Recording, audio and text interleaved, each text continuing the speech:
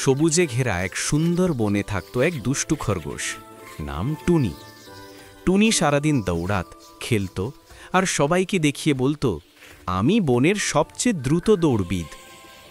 একদিন সে দেখল এক কচ্ছপ ধীরে ধীরে হাঁটছে।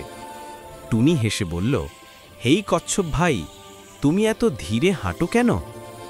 কচ্ছপ শান্তভাবে উত্তর দিল, আমি ধীরে হাঁটি, কিন্তু থেমে যাই না। টুনি মজা করে বলল, তুমি আমার সঙ্গে দৌড় প্রতিযোগিতা করবে?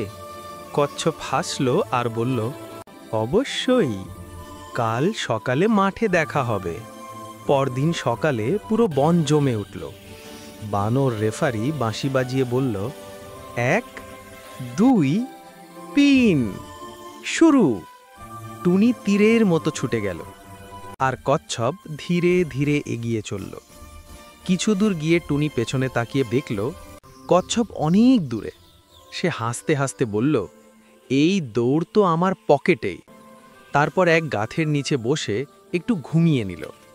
এদিকে কচ্ছপ থামল না। সে ঘামতে ঘামতে ধীরে ধীরে সামনে এগিয়ে চলল। সূর্য ঢলে পড়তেই কচ্ছপ পৌঁছে গেল ফিনিশ লাইনে। বনের প্রাণীরা উল্লাস করে চিৎকার করল, কচ্ছপ জিতেছে, কচ্ছপ জিতেছে। খরগোশ ঘুম থেকে উঠে দেখল কচ্ছপ ইতিমধ্যে জয়ী হয়েছে। টুনি লজ্জায় মাথা নিচু করল। কচ্ছপ হেসে বলল, ধীরে হলেও নিয়মিত পরিশ্রমই সাফল্য আসে। সেই দিন থেকে টুনি আর কখনো কাউকে নিয়ে হাসেনি, বরং মনোযোগ দিয়ে সব কাজ করতে শুরু করল।